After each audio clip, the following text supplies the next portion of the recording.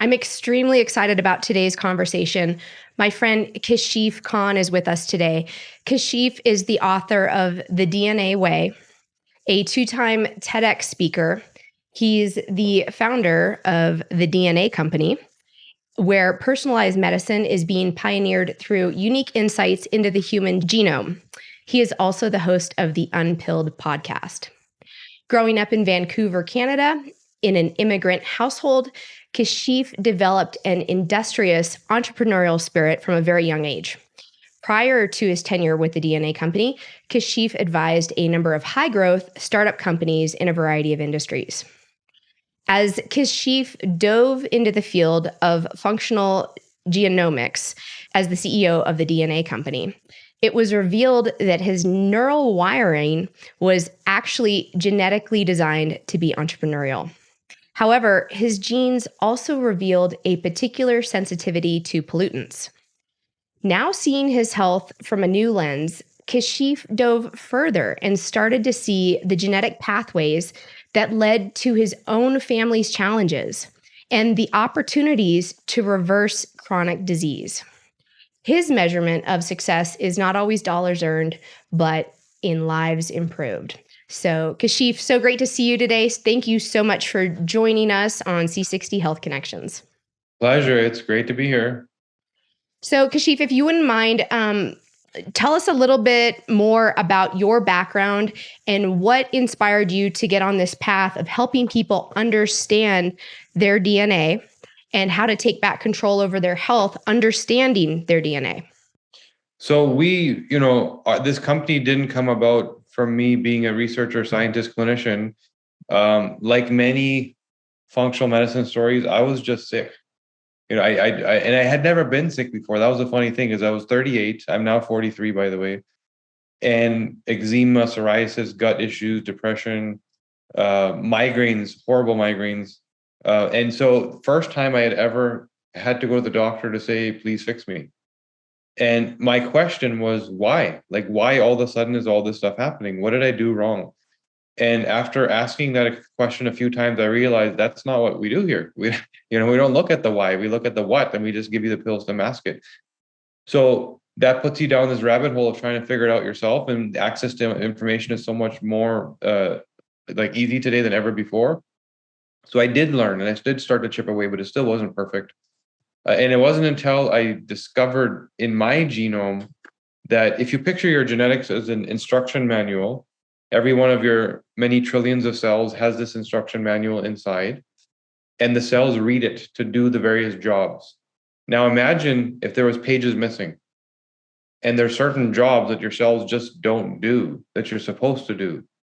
And that's what was happening with me. There were certain genes that were very important, which we'll probably touch on today, that I just don't even have. Forget about what version or what variant, I just don't do those jobs. And this is why the same food, the same chemical exposure, the same stress, my business partner, my family were fine, but I was sick. So I truly believe that I have this thing because they don't, right? I now know it was caused. And when I found the root, I was able to unravel it. That inspired me so much that I walked away from the business I was doing, funded the research, and from there we built the DNA Company to change lives. I just want to preface this conversation with a comment that both myself and Ken Swartz, my business partner, who's our chief science officer, have done your testing. And I was curious, but when I went down this path initially, I was a little bit nervous because I'm a massive privacy advocate. And I was so concerned about my DNA information potentially being sold to an investor company or whatever. So can you help our audience understand a little bit about what's different about your company? Because it's not like other DNA companies where that information is, for sale to investors and things like that. So can you talk to us just before we get started about how you protect the information of your customers? When I started this journey and I got my genetics run, I was surprised at how underwhelming the outcome was. Like, it really didn't tell me much. Like, you got a 10% chance of this, your ear's connected to your head. I already have a mirror and I know that, right? So it was really like, how is this all that my DNA is telling me? And when I started to dig, I learned that the genetic testing business is not a great business to be in because your DNA never changes. So it's a one-time thing. That's it. You're done. And so all these genetic testing companies became data selling businesses because that was the reoccurring income. That was a big cash cow for them.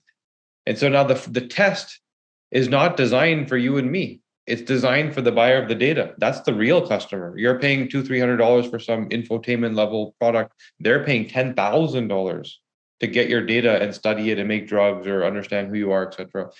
And so that's what happened to these products. And so part of us fixing this was understanding we had to pick a path. We're either the data selling machine, in which case our test sucks, or we are the insight mining company, give you, hey, I'm Jess and I want to know everything about myself. Well, can we actually deliver that promise and then overwhelm you and then impress you? And then you will stay with us for clinical services and our coaching, et cetera. So that became our recurring business. So in that, we made it clear that we actually are one of the few companies that destroy the sample. So as soon as your test is run, we destroy the DNA, which is worth thousands of dollars, by the way. We throw it in the garbage and destroy it. It's destroyed properly. It goes beyond throwing it in the garbage, right? But gone. The data is aggregated and anonymized, so our team doesn't have access to it. And the data is never sold. It's in our terms. That forces us to be a healthcare company, an insight company, a support company, as opposed to a data mining and selling company. And I think that's why we're winning right now. I certainly think you are. So let's just start at the beginning. Talk to us a little bit about what is genetics versus functional. And I don't know if I'm even pronouncing this correctly. Genomics. Genomics, yeah. Okay. Yeah. So genetics is what we think is possible. Genetics is, here's a report. I scanned your DNA and I'm telling you what version of each gene you have. This is what geneticists think they're supposed to do. Tell you each version of what gene you have. And this is what you've inherited from your family. It's what you're set up with at birth, correct? Yeah, copy from mom, copy from dad. Here's your results. Okay. Now some PhD will interpret that to find rare genetic markers, maybe some rare genetic condition, some rare cancer, right? Meanwhile, the majority, according to the CDC, 90% of our healthcare budget is spent on chronic disease. It's not spent on rare conditions. So why aren't we using our genome to inform that stuff, the big problems? So that's functional genomics. The same thing, and your audience will be familiar, the difference between medicine is go do whatever you want, and when you're broken, the doctor will fix you, right? We'll tell you what the thing is called, and we'll give you a pill. Functional medicine is, let's figure out why it happened. Let's deal with the root cause. We don't care what the symptom is. We're going to figure out what system is failing. That's functional genomics. As opposed to the gene that points to a risk of Alzheimer's and just gives you anxiety for 30 years waiting to see if you're getting it or not, right? Instead, let's figure out what caused the inflammation in the brain. Because it's not the same for everyone. Is it your gut? Is it your insulin? Is it your hormones? This is why there's so much more dementia in women than there is in men, because there's things like estrogen dominance and estrogen toxicity that we can look at genetically. So what is the true why? Because if I know that, the functional answer, the system failure, not the symptom, I can do something about it. I can augment my hormones. I can manage my diet and my insulin. I can deal with the inflammation of my brain and take the right supplements, etc. Versus 80% chance of Alzheimer's, good luck, right? So that's the difference. And we're now there. And just to preface this, the reason why this is possible is because, again, seeing this from the outside, not being a scientist or clinician, and being a consumer of the product, realizing what I needed, the research was broken. You can't study DNA in a petri dish and try and help people. So we set up a clinic. We spent 3 years with 7,000 people to actually help them and then learn from that. It's like, this profile means this profile means that, and this environmental input equals this nutrition equals this. And now we are able to feed back to people, here's the habits you should actually have. Based on your genome, whether it's hormones or sleep or cardiovascular, whatever we're dealing with, here's the right habits for you that'll equal good news. Here's the wrong habits for you that'll equal bad news. And it's not the same for everybody. Well, that makes a lot of sense. Thank you for explaining that. So what do you think matters more? Your genetics, which you've inherited from your family, your mother and your father, or your lifestyle choices? So that conversation, this is where people, that question conversation exists because of the genetic testing, meaning that genetics points to a risk and propensity and doesn't tell you what to do. And the solutions are all in the, well, what do I do? Do I take carbon 60 and feel amazing? That's a what to do. I don't need to know my genetics. I know I feel amazing when I'm taking carbon 60, right? So what we're saying is that gap, bridging that, is what was really needed in genetics. They're not separate conversations. Genetics is, what do I prioritize? What's that job that my body doesn't do well? Do I make toxic hormones? Do I not deal with airborne inhalation-based toxins, things that I breathe? Does my gut not detoxify properly? Do I have poor hardware? Like my arteries are not the best quality, and so they're more prone to inflammation. So what do I need to focus on?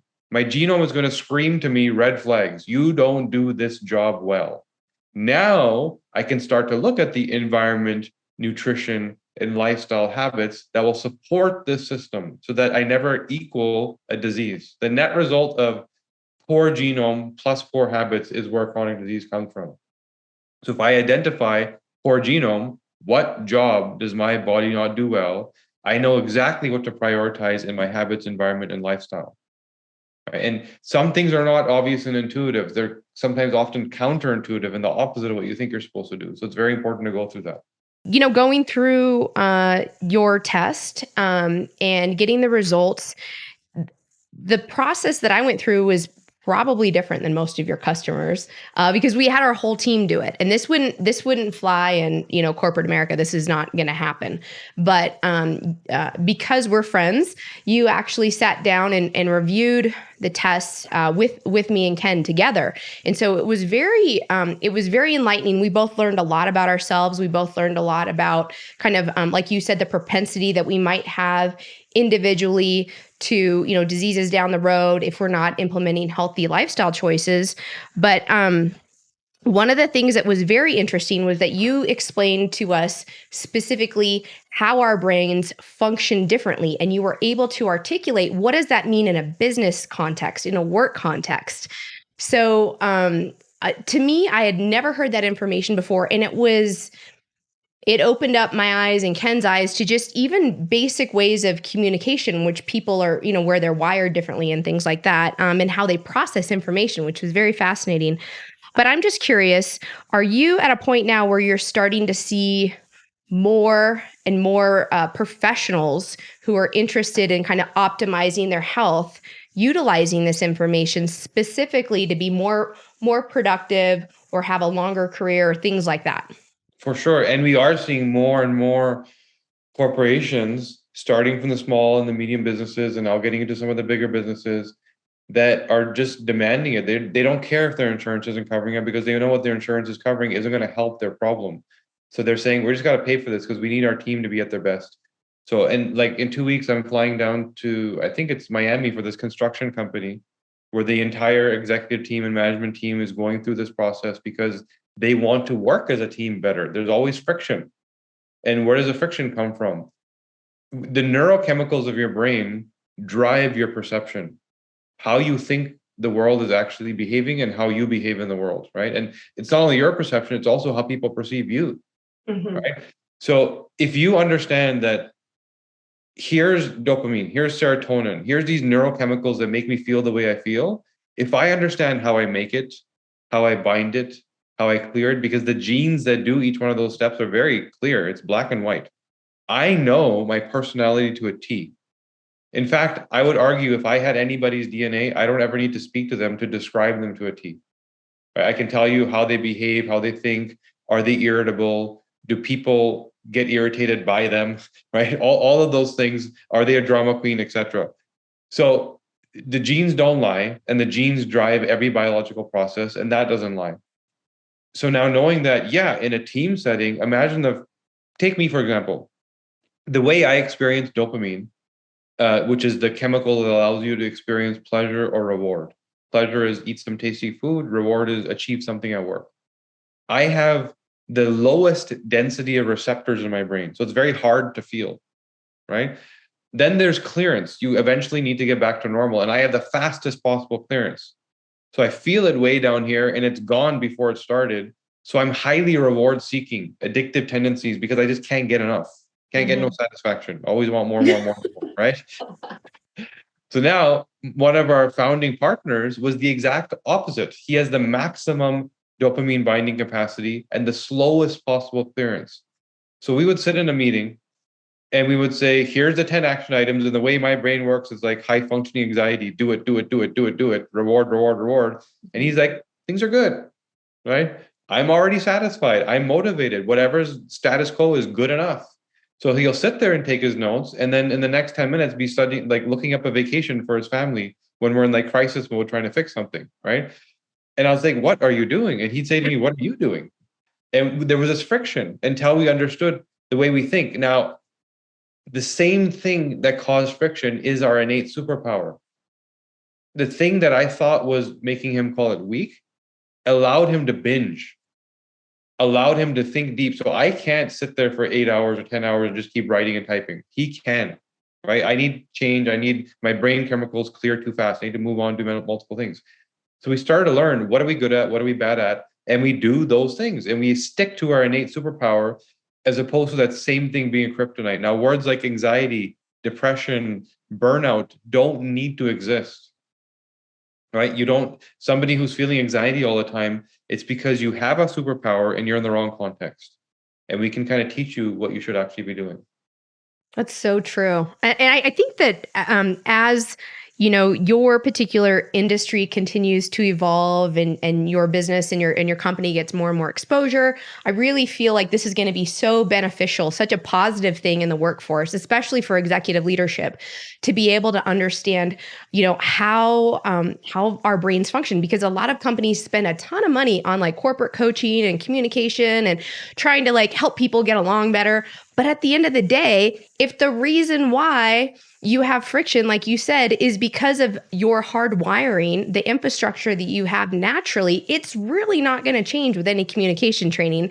And the sooner that you can understand your peers, your colleagues, your fellow coworkers, about how they're naturally wired. And like you said, they need to be in the right position for their superpower to realize that people are going to be a lot more successful. They'll enjoy greater satisfaction in work, and their lives ultimately will be a lot better. So I've heard you say in various conversations and on your podcast that people can use their genetics to reverse disease.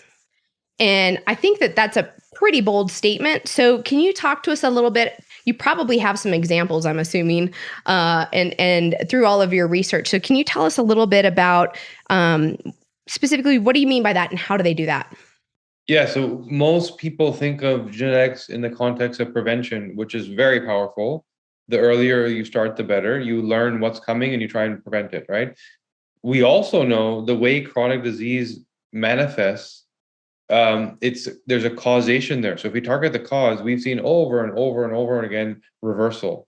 Now, there's some places where it's a little too far gone. So for example, cognitive decline, Alzheimer's, dementia, it depends, when did we actually catch you, right? If it's late, there's literal brain cells that have been damaged and neural linkages that are broken. So there's a certain degree of repair. But for the most part, if we know, so for example, diabetes, big one, right? We only have 5% of Americans are actually metabolically healthy now, according to the CDC. So if the CDC is saying that, it's probably like 1%. So now you have this mass metabolic unrest. And some of those people are now diabetic. I think like 90 million people. I think it's like 40 million, 90 million are pre-diabetic. They're almost there. If we know why and we work on the why, the body is resilient. It will heal. If you keep fueling the why, the disease will maintain itself and keep, the symptomology you're dealing with will exist. And where this is really powerful is in female hormone issues. For example, just this morning, I was talking to a lady about endometriosis, and she said, yeah, I have this incurable disease called endometriosis. And what do I do about it? And I said, who told you it's incurable? Well, my doctor. No, because your doctor is trying to band-aid what is called endometriosis without knowing what caused it, right? And if you know that some women genetically make more estrogen, they're more estrogen dominant, and that estrogen has potential toxic byproducts that it can be converted into, and you make a lot of that, and plus you also take a birth control pill and add more estrogen, or you are working with a factory with chemicals and you're breathing in hormone mimics, more estrogen, There's reasons. Again, DNA, I make too much, and the toxic version, and then habits, I'm also adding too much of more estrogen mimicry. That woman is going to have inflammation constantly from this overload of estrogen toxicity, which then leads to things that we call endometriosis or fibromyalgia or a crazy menstrual cycle or mood swings. So if you deal with the root and get rid of it, the body after a few months will heal and the symptomology you're feeling goes away. So yes, of course, if you do not deal with the root and the fire is constantly there of the inflammatory insult of the estrogen toxicity, endometriosis is incurable because the thing causing it was never removed. If I keep throwing a flamethrower in your face and just water, like, okay, got to get rid of the fire, right? Then it is curable. So this is true for most chronic conditions. If you weren't born with it, it's not innate. It's not a genetic condition that you're born with. You do not have to have it. There's no such thing as there's diabetes and cardiovascular in my genetics. It's bad hardware or bad metabolic genes or something else that then leads to that. So if we, again, pinpoint the root, the biological failure, we focus on that, all these symptoms go away. What you're saying is 100% true. I was that woman in my 20s and 30s. I just didn't have the right information. I was taking birth control pills. I'd have periods that would knock me out for a full day. I'd still have to like kind of white knuckle through it. But it's one of those things, once I started to understand inflammation and how it manifests in your body and how it shows up and how healthy lifestyle choices can really, change your physiology and how you feel and how you show up in the world. It was, utilizing C60 that I was able to move away from all of that. And that was really kind of like an aha moment for me in the beginning of kind of my health and wellness journey. So I think it's fun that you're sharing that example because that's literally my example about inflammation. So one of the things that I'm curious about is how can we use our genetics and this information to reverse our biological age? So here I am about to turn 47 years old. And I don't want to look like I'm 47 years old. So how can I use this information to maybe reverse what's going on inside my body at the cellular level? Or you can just redefine what 47-year-old looks like, right? There you go.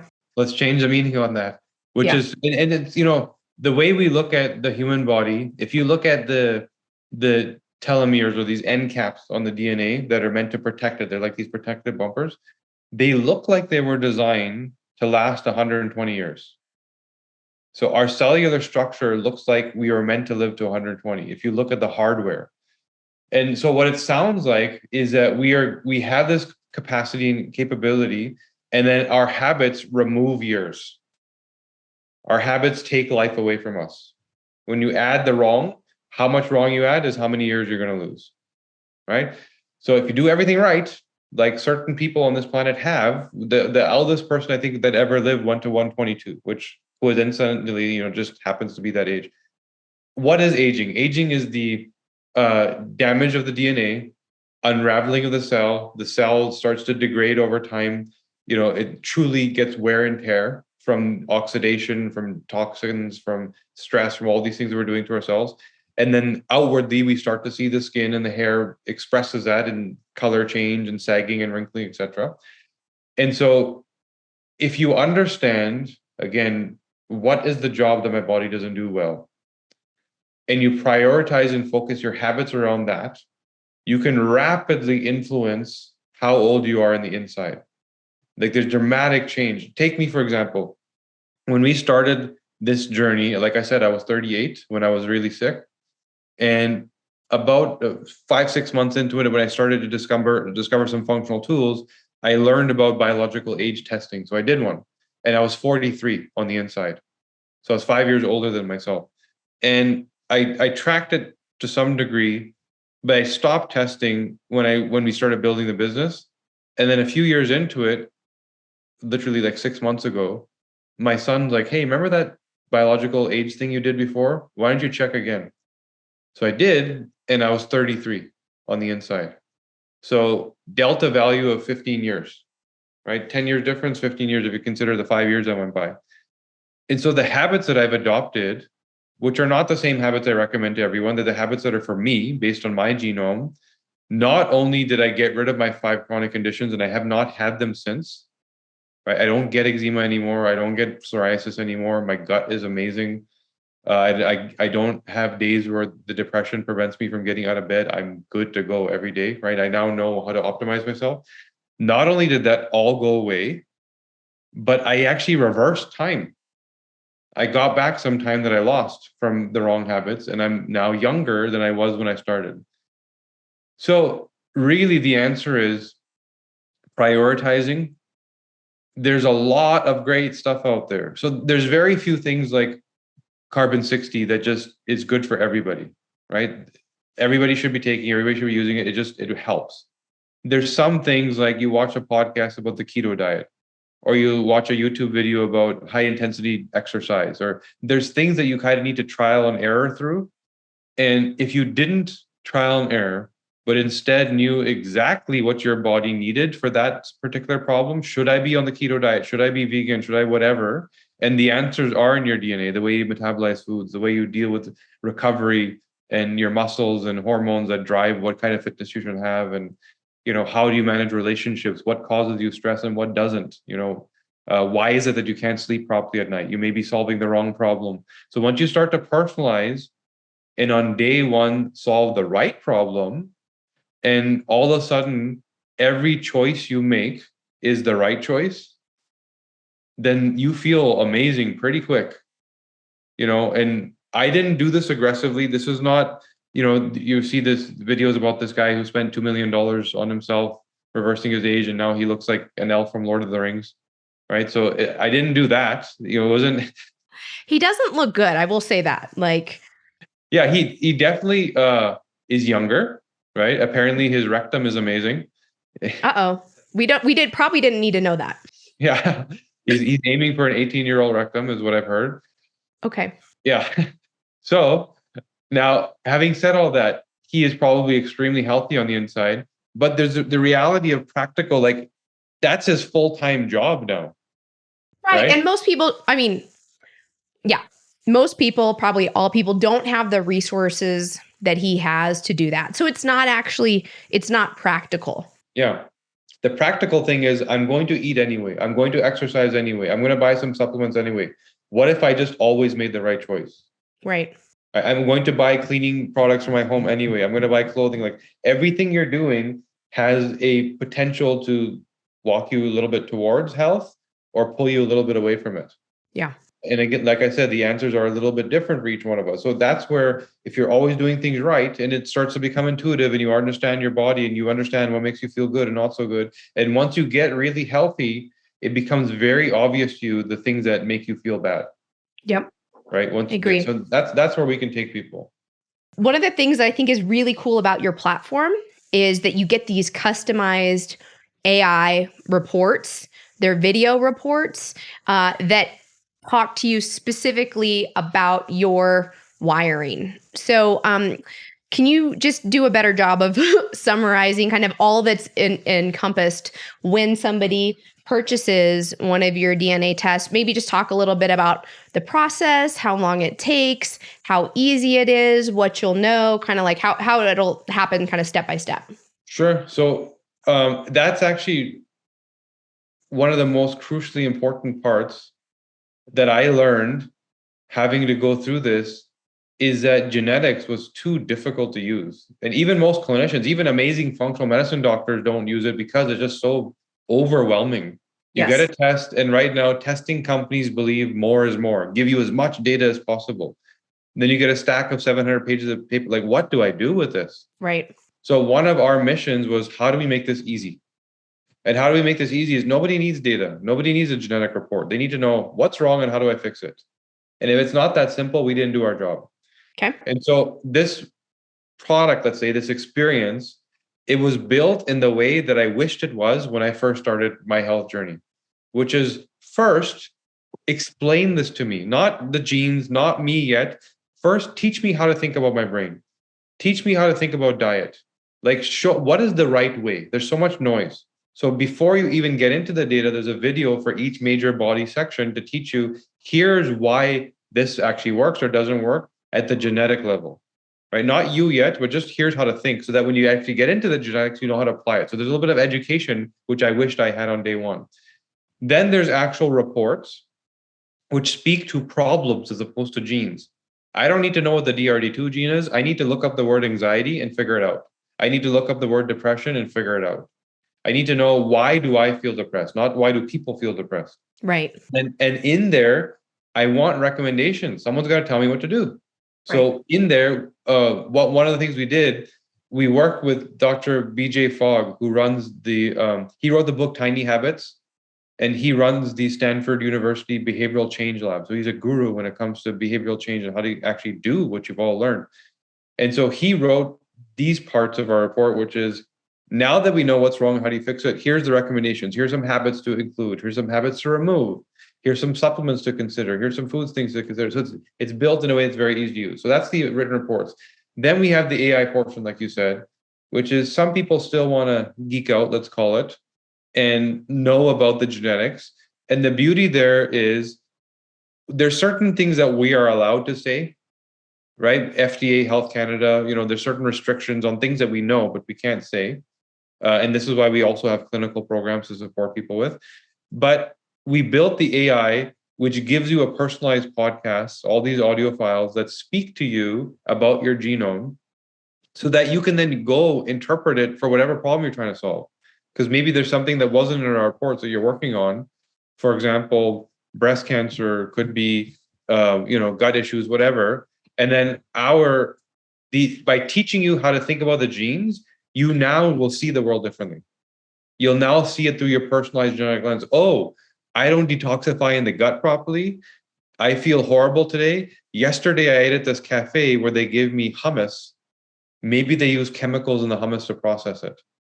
And you start to do this detective work that you wouldn't have done before because you didn't know what to prioritize. For me, it's my gut.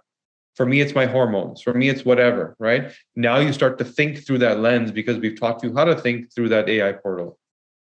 What are all of the problems that we can solve using our DNA? Yeah, a lot. I think anything that is not innate, that you weren't born with, you do not have to have. Whether it's diabetes, cardiovascular disease. Here's an interesting thing, that in the US, 14 of the 15 top killers are all rooted in the exact same thing. They're the same problem, inflammation. Yep. So 14 of the 15 top diseases that kill you are all based on inflammation. So if you fix that one thing, you've removed 14 of the top killers. And guess what? The other one, which is actually the number 3 cause of death, is medical error.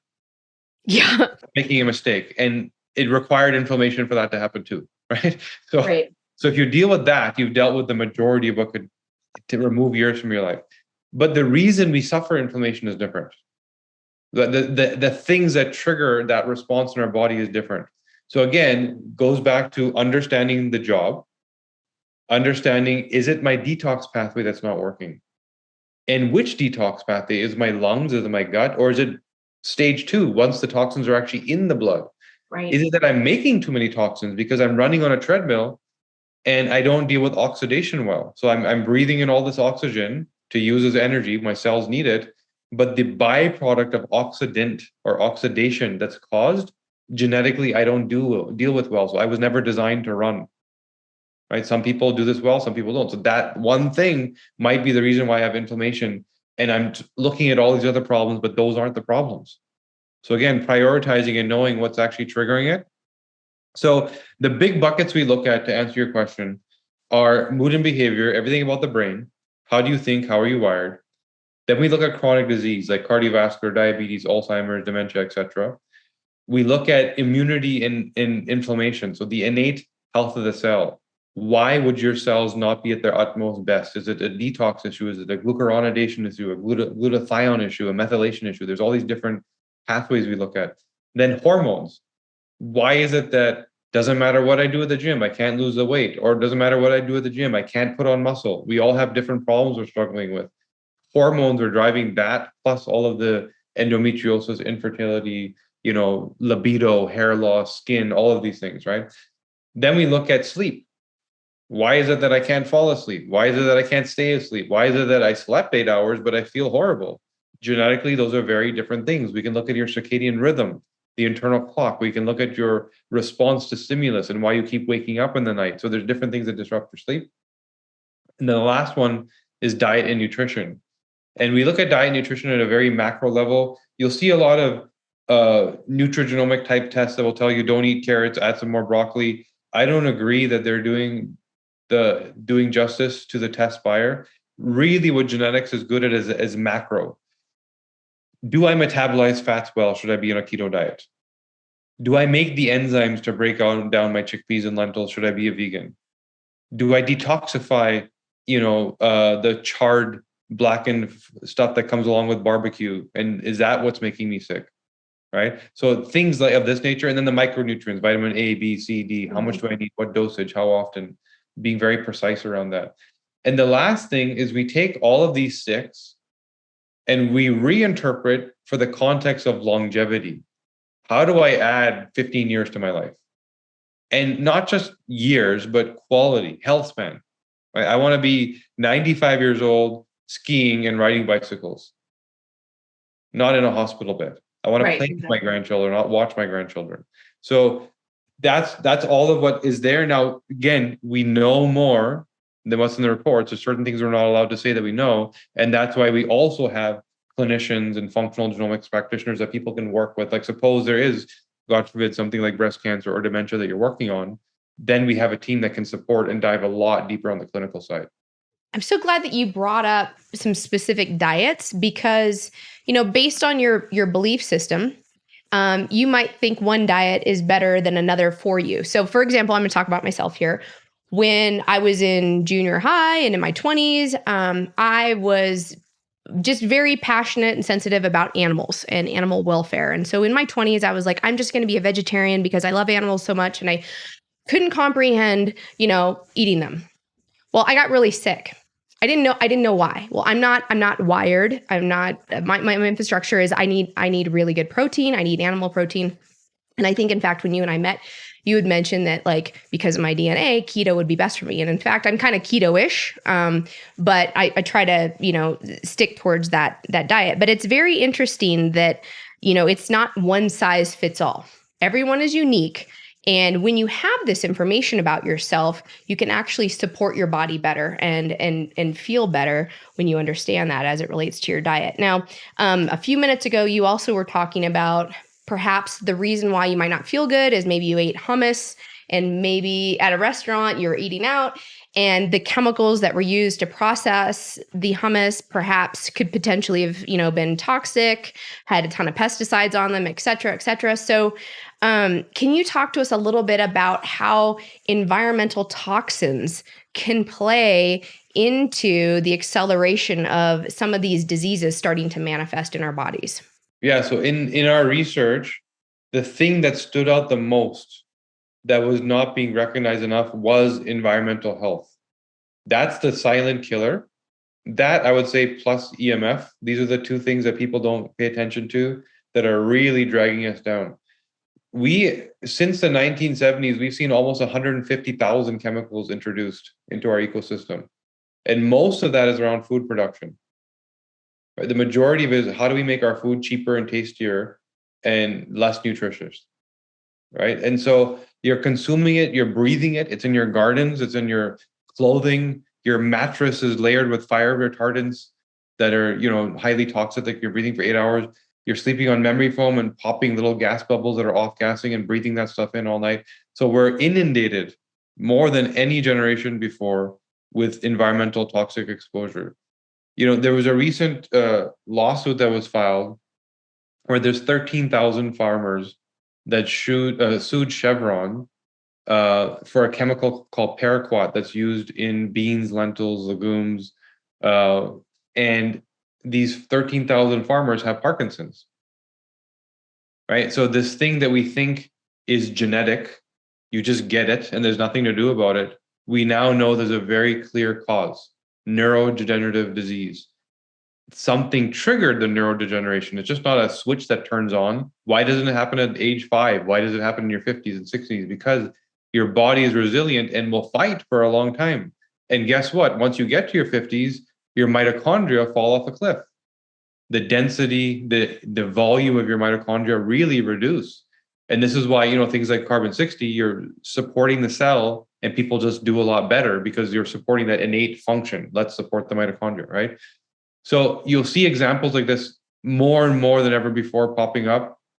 We saw another study where there's a military base in North Carolina where there was just this crazy elevation in neurodegenerative disease, Parkinson's, Alzheimer's, etc. And they tested everything, and finally they found the water. There was an elevated amount of what's called TEC, another chemical that causes neural damage. And the Parkinson's that the veterans were getting from that, again, wasn't a coincidence. It was caused. And guess what? TEC is in 30% of American tap water. It's everywhere, right? So just know that our DNA, as it stands, is about 250,000 years old, meaning that our genetic maps, we have not changed. We are the same as the cave people of 250,000 years ago, same genetics. Our current reality is a tiny, tiny blip in time versus that 250,000 years.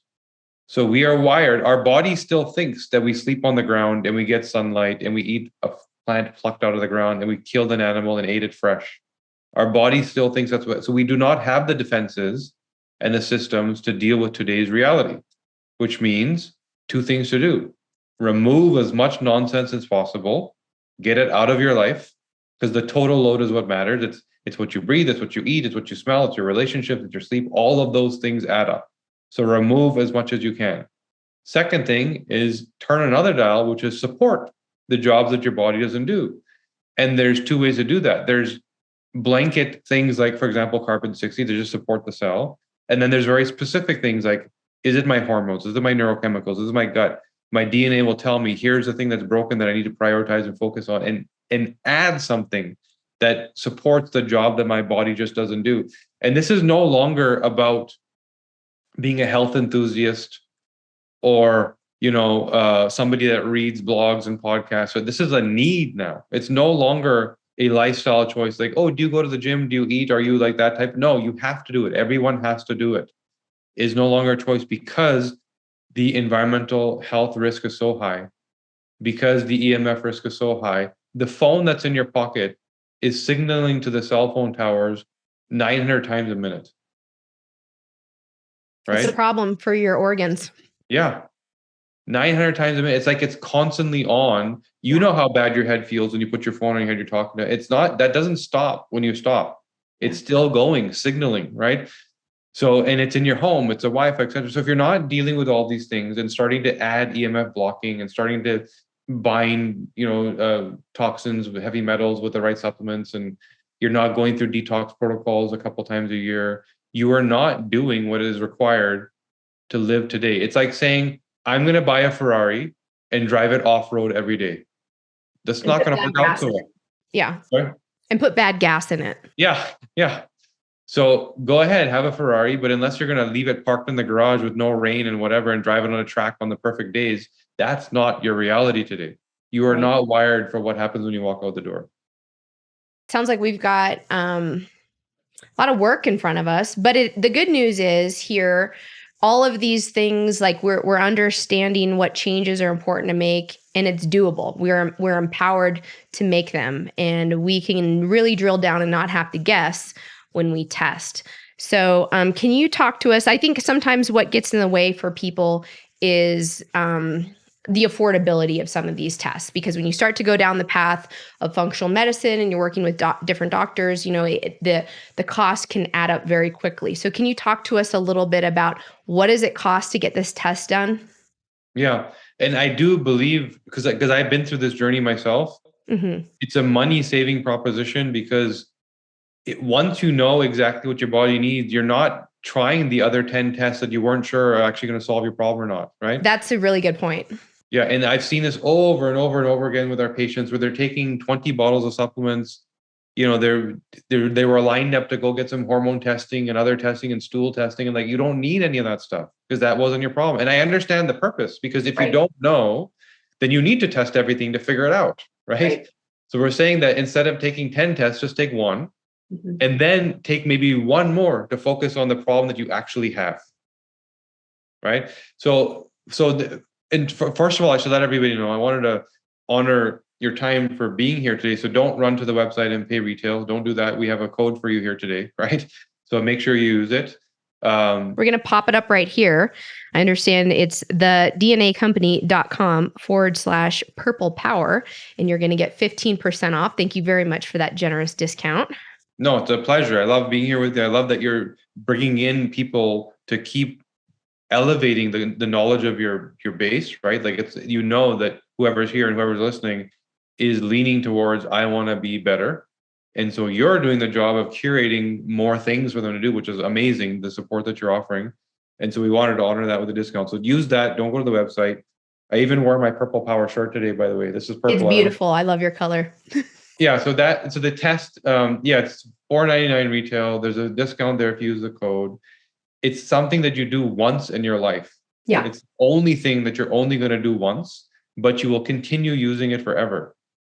Every time you have another problem, a question to ask, oh, I'm planning to climb Mount Kilimanjaro next month. I need to train, right? So you now go back to that same data and reinterpret it. And that's why I'm saying that with the AI, we felt it was a priority to teach you how to interpret, not just give you results, but teach you how to use the results, because you can keep going back and asking more questions. I'm 35. I'm fertility stage. Now I'm getting into menopause. I have a different set of problems I have to deal with. You know, I'm a man that's 35 and I'm dealing with my career and I'm dealing with whatever. Now all of a sudden I'm dealing with libido challenges and hair loss and so different problems at different stages in your life. You keep going back to the same data that you did once that keeps paying you back. So that's the way it's been so beneficial for so many people, because it's this tool that they keep using. And we also find that people keep coming back to us clinically. Like, here's my acute problem. I need to lose 10 pounds. Please help me, right? Then it's like, well, I noticed that all of a sudden I'm having these migraines. I don't know where this came from. So let's use the genetics to help them clinically. Then it's like, I'm having a challenge with my daughter, and I'm wondering if you can figure this out for me. And we look at the mood and behavior and why is it stressful? What's the problem? So even on the clinical side, we've seen people keep coming back to solve their problem at a personalized level versus a one-size-fits-all level. That's great. I want to ask you a little bit of a question that's been running in the back of my mind since we met. And so this might throw you off a little bit. But one of the things that I thought was an interesting outcome out of the tests that I did, and when you were rehashing with us, one of the things that was said was that if I were to consume a little bit more alcohol, like have a drink or two a week, that might be beneficial, according to the total population of all the people who had been tested. And that really blew my mind, because drinking's it. When I was younger, I was on the bandwagon. As I've aged, I have weaned myself off, specifically because I don't like how I look, how I feel. I don't feel like it adds any value to my life. So to get this personalized bit of information that if you were to have one or two drinks once in a while, that could be beneficial. Talk to me a little bit about that, because I think this goes into that unique category of personalization, and I cannot comprehend how that could be beneficial.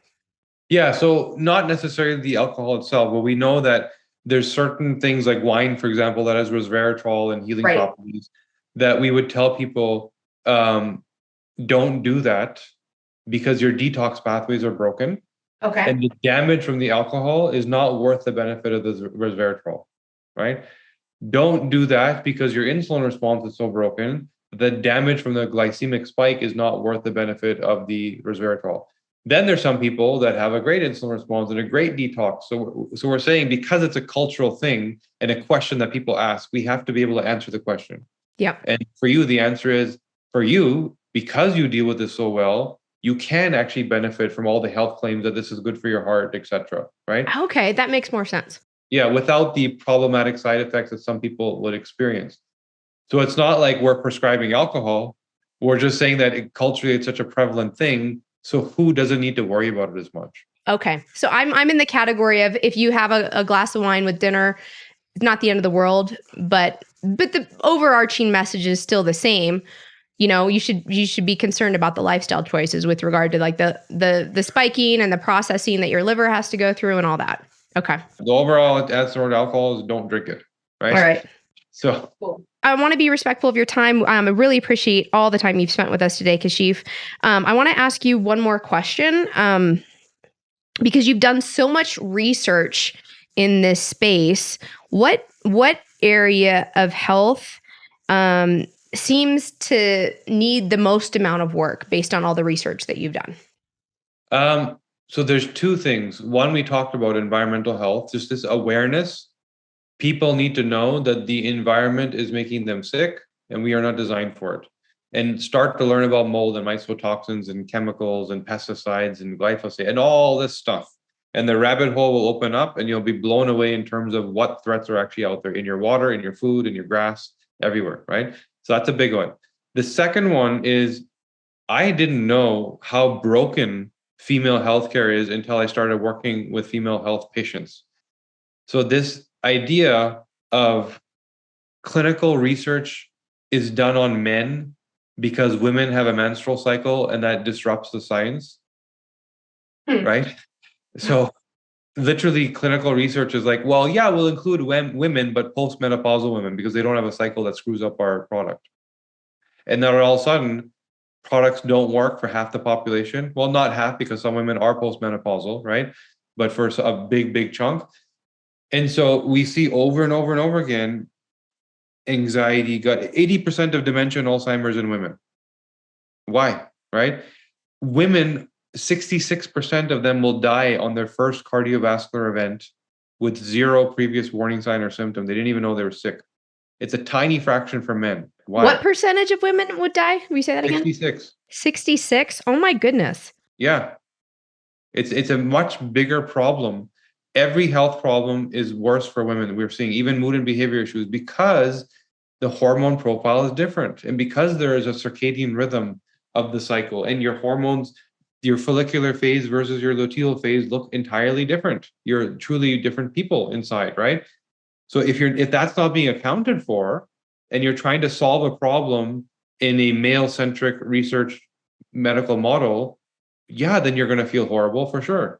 And so what we've learned is that we put a major priority then of our research unraveling the hormone cascade and being able to use genetics to understand exactly who am I hormonally and where do I need to focus? Is it that I make too much estrogen or not enough? Is I make too much testosterone or not enough? Do I make a toxic estrogen metabolite, which fuels things like breast cancer and ovarian cancer, and the dementia and the cardiovascular we talked about?